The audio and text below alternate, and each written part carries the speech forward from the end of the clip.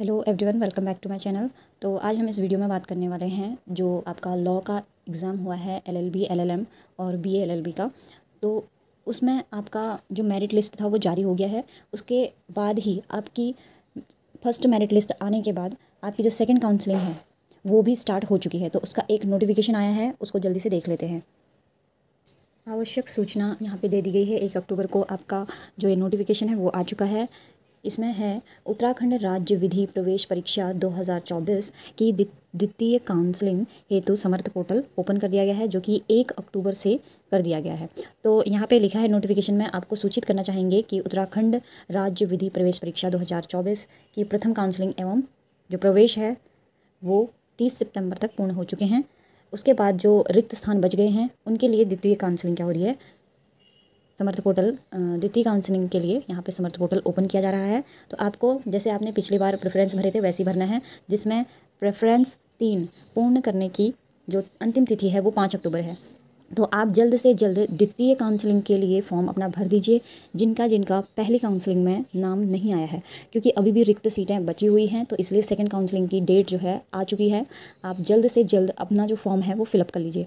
Form fill up करने के लिए आपको वही स्टेप्स अपनाने हैं जो आपने पहले अपना रखे हैं, ठीक है। तो यहाँ पर आगे पढ़ते हैं हम। उत्तराखंड राज्य विधि प्रवेश में उत्तीर्ण छात्रों, जो इसमें उत्तीर्ण हुए हैं वही लोग इसमें भर सकते हैं फॉर्म अपना।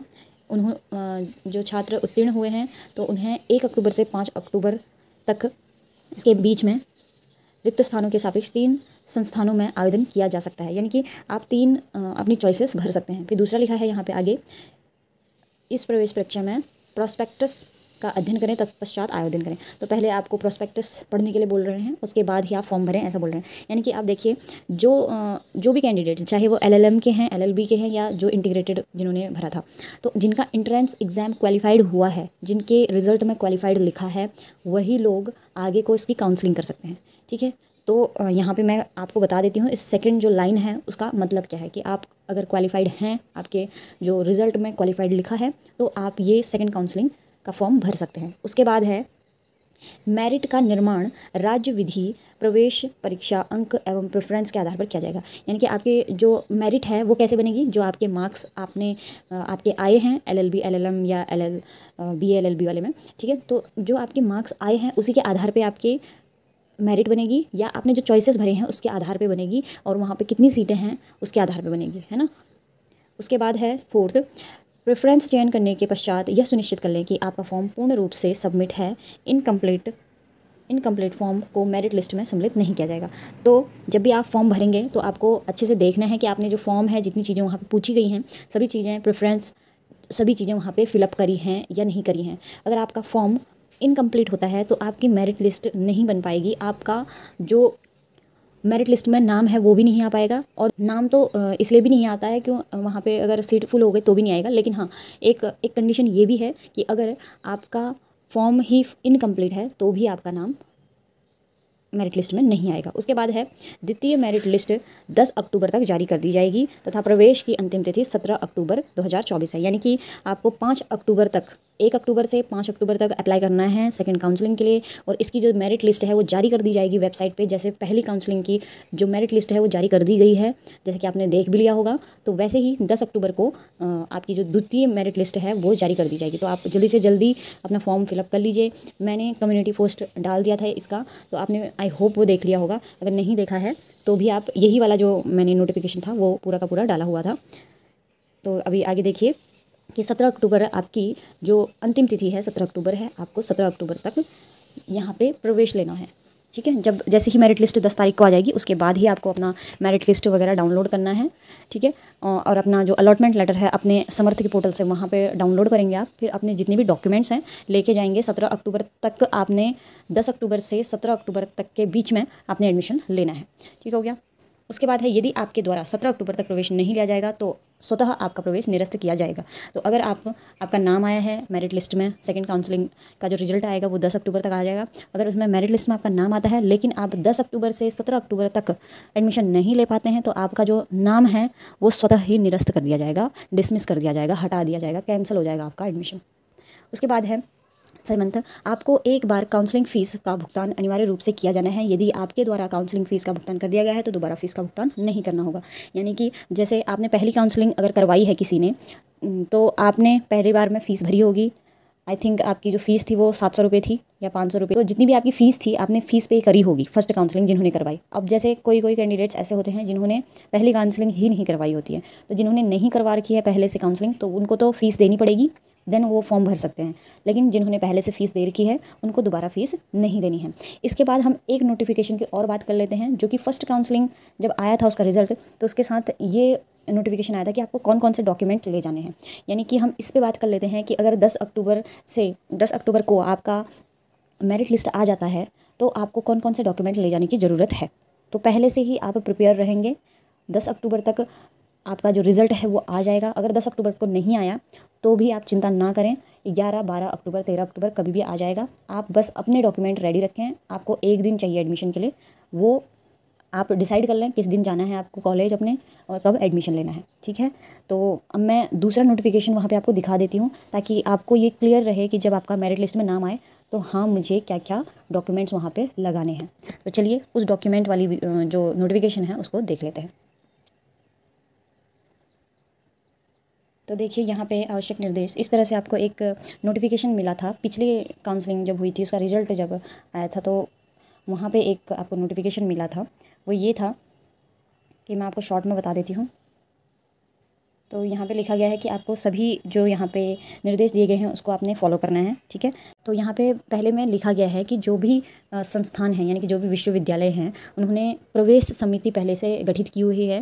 विश्वविद्यालय स्तर पर उन्होंने पहले से प्रवेश समिति गठित की है और उनके विश्वविद्यालय की जो नियमावली है, जो राज्य सरकार की शैक्षिक योग्यता है, अधिमान अंक निर्धारण है, आरक्षण संबंधी जो आपके शैक्षिक प्रमाण पत्र हैं, आरक्षण संबंधी प्रमाण पत्र है, जो आपके अधिमान अंक के प्रमाण पत्र हैं, तो जो भी चीज़ें आपकी डॉक्यूमेंट हैं जितने भी, उनको अच्छे तरह से जांच करने के बाद ही आपको एडमिशन दिया जाएगा। यहाँ पे ये लिखा है। और ये पिछली बार का था तो आपको 30 सितंबर तक 5 बजे तक, शाम के 5 बजे तक एडमिशन लेना था।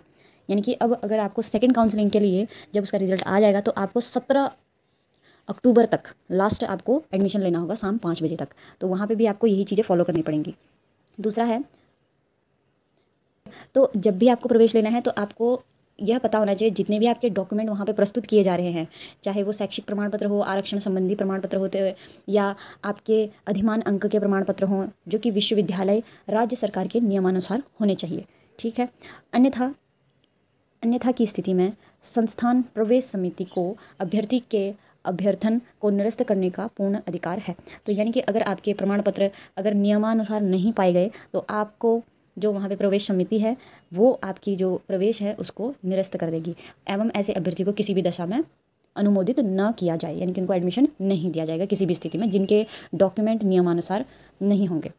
तो इस बात को आपका ध्यान रखना है कि आपके जो डॉक्यूमेंट होने चाहिए वो वैलिड एकदम सही होने चाहिए, जो हमेशा हर जगह पे काम आता है, ठीक है। उसके बाद है तीसरा, अधिमान अंकों हेतु अभ्यर्थी द्वारा प्रस्तुत प्रमाण पत्रों की भली भांति गहन जांच कर ली जाए।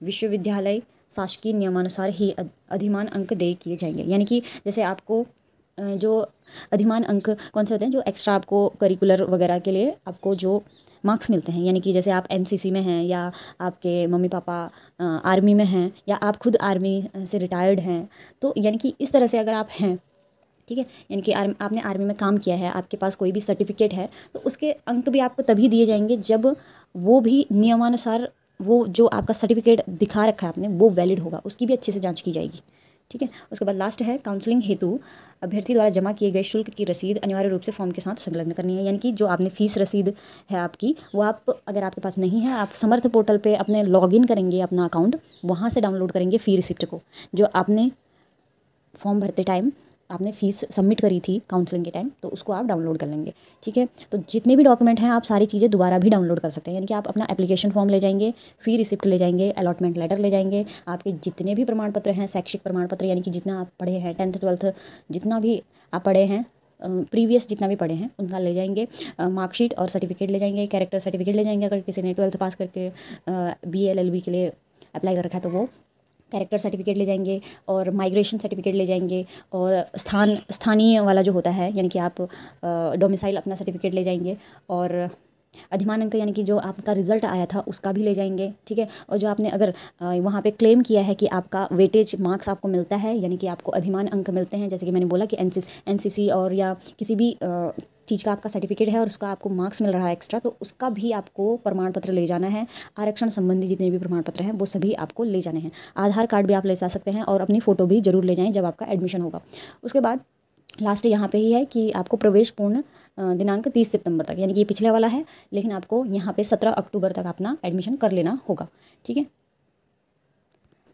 जो छात्र छात्राएं यहाँ पे लास्ट डेट तक अपना जो एडमिशन है वो नहीं करवा पाएंगे, उनका प्रवेश स्वतः ही निरस्त कर दिया जाएगा। यह जो लाइन होती है सभी में लिखी होती है, क्योंकि ऐसा ही होता है, ये एक नियम है कि आपको उस टाइम लिमिट के अंदर ही एडमिशन लेना होता है। तो आज हमने इस वीडियो में बात करी कि जितने भी लॉ के स्टूडेंट्स हैं जिन्होंने फॉर्म भरा था BA LLB का, LLM का या इंटीग्रेटेड जो LLB है उसका जो एग्ज़ाम भरा था, जिसने भी 3 एग्ज़ाम हुए थे आपके, 5 ईयर, 3 ईयर और 2 ईयर वाला, ठीक है। तो आपने देखा कि जो आपका नोटिफिकेशन है वो वेबसाइट पे आ चुका है, काफ़ी समय पहले ही आ गया है, 1-2 दिन पहले आ गया है, 1 अक्टूबर को आ गया है। इसकी जो मेरिट लिस्ट थी उसका भी नोटिफिकेशन मैंने डाला था कम्युनिटी पोस्ट पे। आई होप आप लोगों ने अपना जो मेरिट लिस्ट है वो चेक कर ली होगी, बहुत लोगों ने एडमिशन ले भी लिया होगा। अब सेकंड काउंसलिंग की भी एकदम से इन्होंने नोटिफिकेशन दे दिया है और बहुत ही कम समय दे रखा है कि 1 से 5 तारीख तक आपको अप्लाई करना है, और अप्लाई करने के लिए आपको वही स्टेप्स अपनाने हैं जो आपने पिछली काउंसलिंग के लिए अपनाए थे। तो अगर सीट्स होंगी तो आपको ज़रूर से आपकी मेरिट लिस्ट में नाम ज़रूर ही आ जाएगा। तो जल्दी से जल्दी रजिस्ट्रेशन कीजिए अपना, जल्दी से जल्दी अपना फॉर्म भरिए। और जो कैंडिडेट जिन्होंने पहली काउंसलिंग नहीं भरी थी, अब वो पहली बार सेकंड काउंसलिंग का फॉर्म भर रहे हैं, उनको फ़ीस सबमिट करनी पड़ेगी। और जिन्होंने पहले कर रखी है फ़ीस सबमिट, वो दोबारा फ़ीस सबमिट नहीं करेंगे, बस अपना प्रेफरेंस वगैरह अपना फॉर्म अच्छे से फिलअप करेंगे दोबारा से। यानी कि आपको 3 चॉइसेस भरनी थी पिछली बार भी, तो इस बार भी आपको 3 चॉइसेस ही भरनी है। तो नेक्स्ट मैं इस पर पोस्ट डाल दूंगी कि आपका जो 10 अक्टूबर को आपका मेरिट लिस्ट आएगा उसका नोटिफिकेशन मैं अपनी कम्युनिटी पोस्ट पे डाल दूंगी। तो इसके लिए आप मेरे चैनल को सब्सक्राइब कर लीजिएगा। आप टाइम टाइम पे कम्युनिटी पोस्ट भी चेक कर लेना, ताकि जो भी इन्फॉर्मेशन है कम्युनिटी पोस्ट पे आपको तुरंत ही मिल जाया करेगी। तो इसके लिए आप मेरे चैनल को सब्सक्राइब कर सकते हैं। अगर आपको फर्दर इस वीडियो के रिगार्डिंग कोई भी डाउट होता है तो आप मुझसे कमेंट सेक्शन में पूछ सकते हैं। मैं आपको मिलती हूँ नेक्स्ट वीडियो में, तब तक के लिए थैंक यू सो मच।